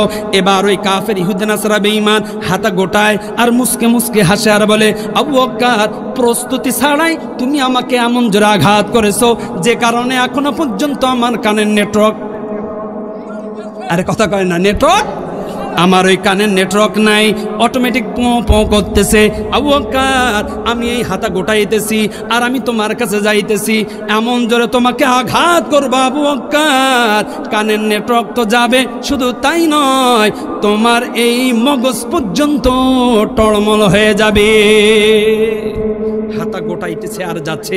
আবু বকর সিদ্দিক রাদিয়াল্লাহু তাআলা আনহু চোখটা, মাথাটা নিচু করে দিয়ে দরদর করে পানি পড়তেছে, আর বিচার এক জায়গায় দিছেন। তিনি কে? আসতে বললেন কেন? তিনি কে? আমাদের রব দেখে কি দেখে না? কেউ যেটা দেখে না, দেখে কে? আরো জোরে বলেন, কেউ যেটা শোনে না, শোনে কে? আল্লাহ রাব্বুল আলামিন জিবরাইল আলাইহিস সালাতু ওয়াস সালামকে বললেন, জিবরাইল, আর কোনো না দেরি, যাও তুমি তাড়াতাড়ি তাড়াতাড়ি যাও, একটা মেসেজ নিয়ে আমার হাবিবের কাছে যাও। আমার হাবিবের কাছে গিয়ে বলো, ইয়া রাসূলুল্লাহ, ইয়া হাবিবাল্লাহ, এই জায়গায় কি হয়? আমার হাবিব বলবে ন্যায় বিচার হয়। ও জিবরাইল, তুমি আমার হাবিবকে গিয়ে বলবা ন্যায় বিচারটা বন্ধ করে দেন। একটু জবান খুলে বলেন না আল্লাহু আকবার। জিবরাইল আলাইহিস সালাতু ওয়াস সালাম নবীজির কাছে আসলেন। এইদিকে কাফের ইহুদি নাসারা বেঈমান হাতা গোটাইতে গোটাইতে আবু বকরের নিকটে চলে যায়। আবু বকর মাথা নত করে দরদর করে চোখ দিয়ে পানি ফেলে আর বলে, ও রব, ওই কাফের ইহুদি নাসারা বেঈমান যদি আমাকে আঘাত করে, আমার কোনো দুঃখ নাই, আমার কোনো কষ্ট নাই, কিন্তু নবীজি যে আঘাত করতেছে, ওই কাফের ইহুদি নাসারা বেঈমানেরা এই ইতিহাসটাকে রং টং ঢং দিয়ে কিয়ামত পর্যন্ত ইতিহাস থাকবে। তারা বলবে, মুহাম্মদ ইনসাফ ভিত্তিক বিচার করতে পারে না, মুহাম্মদ ন্যায় বিচার করতে পারে না, বন্টন করতে পারে না, মুহাম্মদ ইনসাফ ওয়ালা নবী না। সুতরাং আমি আবু বকর, আমার কারণে এমন যদি হয়ে যায়, তাহলে কিয়ামতের ময়দানে আমি আবু বকর বড় আসামি হয়ে যাব। চোখ দিয়ে দরদর করে পানি পড়ে। জিবরাইল আসার পরে বলল, ওগো নবীজি, ইয়া রাসূলুল্লাহ, ইয়া হাবিবাল্লাহ, এই জায়গায় কি হয়? নবীজি বললেন, ভাই জিবরাইল, ইনসাফ ভিত্তিক ন্যায় বিচার হয়। জিবরাইল আলাইহিস সালাতু ওয়াস সালাম বললেন, ইয়া রাসূলুল্লাহ, ইয়া হাবিবাল্লাহ, এই বিচার ফায়সালাটা এখনই বন্ধ করে দেন, ক্লোজ করে দেন। জিবরাইল আলাইহিস সালাতু ওয়াস সালাম বললেন যখন, নবীজি বললেন তখন, ও ভাই জিবরাইল, কেন কেন কেন? জিবরাইল আলাইহিস সালাতু ওয়াস সালাম বললেন, ইয়া রাসূলুল্লাহ, ইয়া হাবিবাল্লাহ, আল্লাহ তাআলা আমাকে একটা মেসেজ দিয়ে আপনার কাছে পাঠিয়েছেন। আল্লাহ তাআলা বলে পাঠিয়েছেন, জিবরাইল, যাও যাও যাও, আমার হাবিব আবু বকরকে আসামি বানিয়ে দিয়েছে। কেন কেন কেন? দুনিয়ার সাক্ষী দেখাইতে পারি নাই। ও জিবরাইল, যাও যাও যাও, আমার হাবিবকে গিয়ে বলো, ওগো নবীজি, আবু বকর দুনিয়ায় কোনো সাক্ষী দেখাইতে পারি নাই, দুনিয়ার কোনো মানুষ আবু বকরের সাক্ষী দেওয়ার জন্য দাঁড়াই নাই, কোর্ট আদালতে দাঁড়াই নাই, সাক্ষী দেবে বলে কেউ দাঁড়াই নাই। কেননা সাক্ষী দেবে তো দিবে কেমনে দিবে? আশপাশে কেউ ছিল না, এই কারণে সাক্ষী দেখাইতে পারি নাই। আল্লাহ রাব্বুল আলামিন আমাকে পাঠিয়েছেন আর আপনাকে বলে দেওয়া দেওয়ার জন্য, মেসেজ দেওয়ার জন্য আবু বকরের পক্ষ হয়ে আল্লাহ তাআলা আমাকে পাঠিয়েছেন। আর আপনাকে বলতে বলেছেন, ইয়া রাসূলুল্লাহ, ইয়া হাবিবাল্লাহ, আল্লাহ তাআলা আসমান জমিন সব কিছু সৃষ্টি করেছেন, সকল মাখলুকের রব তিনি আল্লাহ রব্বুল আলামিন। আমাকে একটা মেসেজ দিয়ে আপনার কাছে এই মেসেজটা পাঠিয়েছেন। ওগো নবীজি, আবু বকরের জন্য দুনিয়ার কোনো মানুষের সার্টিফিকেটের জন্য কোনো দরকার নাই, সাক্ষীর কোনো প্রয়োজন নাই। আল্লাহ রব্বুল আলামিন আজ এখন এই মুহূর্তে আবু বকরের জন্য রব নিজেই সাক্ষী হয়ে গিয়েছে। যারা বলেন না আল্লাহু আকবার। আমার আবু বকরের জন্য আল্লাহ তাআলা নিজেই সাক্ষী হয়ে গিয়েছে। শুধু তাই নয়, আপনার কাছে আল্লাহ তাআলা একটা মেসেজও দিয়ে দিয়েছেন। আল্লাহ রাব্বুল আলামিন সূরাতুল আলী ইমরানের 181 নম্বর আয়াত নবীর কাছে পাঠাইলেন। জিবরাইল নবীজিকে শোনাইলেন, লাকাদ সামিআল্লাহু কাওলাল্লাযীনা ক্বালু ইন্নাল্লাহা ফাকিরু ওয়া নাহনু আগনিয়া। নবীজির কাছে যখন এই আয়াত শোনাইলেন, নবীজির আর বুঝতে বাকি নাই, এইদিকে পজিশন নেওয়া শেষ। এখন আবু বকরকে আঘাত করবে। নবীজির সঙ্গে সঙ্গে বললেন, ওরে বাটপার, ওরে বাটপার, ওরে সিটার, আছে না নাই? আরে কত কয় না, আছে না নাই? নবীজি বলছে, খবরদার, আমার আবু বকরের কাছে আঘাত করবে না।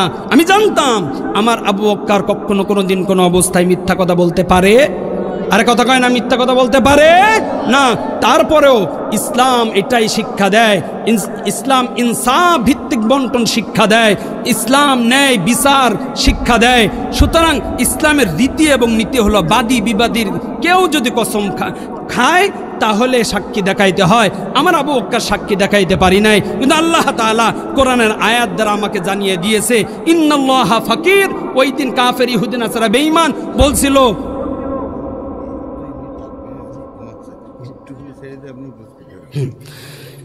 ইন্নাল্লাহা ফাকির, যে মুসলমানের রব হলো ফকির, ওয়ানাহনু আগনিয়া, আর আমাদের দেবতা হলো ধনী। এই কথা এই বাটপার বলেছিল। ওগো নবীজি, নবীজির সঙ্গে সঙ্গে বললেন, তুমি বাটপারি করেছো। দেখো, ইসলামে বাটপারি করে কেউ সামনে চলতে পারবে না। আল্লাহ তাআলা বলেন, জা আল হক ওয়া যাহাকাল বাতিল, যেখানে বাতিল আছে সেখানে হক পৌঁছায় যাবে। আর হক যখন পৌঁছায় যাবে, হকের আওয়াজ, হকের ঝান্ডা, হকের স্লোগান সেই জায়গায় থাকবে। কথা বলেন ঠিক না বে ঠিক? এই জন্য আল্লাহ রব্বুল আলামিন বলছেন, বান্দা, ও আমার গোলাম, ও আমার বান্দা, আমি তোমার কাছে মেসেজ দিলাম, ইন্নাল্লাহা ইয়া'মুরু বিল আদল। দেখো দেখো দেখো, আমি তোমার কাছে এই মেসেজ দিলাম, আমি তোমার কাছে এই সংবাদটা দিলাম। তুমি যদি এলাকার নেতা হও, তুমি যদি তোমার পরিবারের গার্ডিয়ান হও, তাহলে তোমার কাছে সর্বপ্রথম হলো দায়িত্ব হলো ইনসাফ ভিত্তিক বন্টন করা, ন্যায় বিচার করা। অন্য জায়গায় আঙুল দেখানোর দরকার নাই। তুমি তোমার পরিবারের সদস্যের সাথে ইনসাফ ভিত্তিক বন্টন করো, ইনসাফ ভিত্তিক বিচার করো, ন্যায় প্রতিষ্ঠা করো। খোদার কসম, কিয়ামত পর্যন্ত ওই সমাজের ভিতরে গুতাগুতি কিলাকিলি আর থাকবে। তাহলে আমাদের সমাজের ভিতরে ইনসাফ ভিত্তিক বন্টন বিচারের দরকার আছে না নাই? আসতে বললেন, আছে না নাই? আল্লাহ তাআলা আপনাকে আমাকে সকলকে যে আলোচনা করলাম, আলোচনার একটা শুধু অংশ, কেননা কোরআনের আলোচনা বিস্তার, কোরআনের আলোচনা বিস্তার। যত আপনি আয়াতের ভিতরে ঢুকবেন, তত আলোচনা গভীরে ঢুকে যাবে। আল্লাহ তাআলা যেন আপনাকে আমাকে সকলকে সবাইকে আল্লাহ সুবহানাহু ওয়া তাআলা ইনসাফ ভিত্তিক বন্টন করার তৌফিক দান করে। একটু জবান খুলে বলেন আমিন। আখিরু দাওয়ানা আনিল হামদুলিল্লাহি রাব্বিল আলামিন। আসসালামু আলাইকুম ওয়া রাহমাতুল্লাহি ওয়া বারাকাতুহু।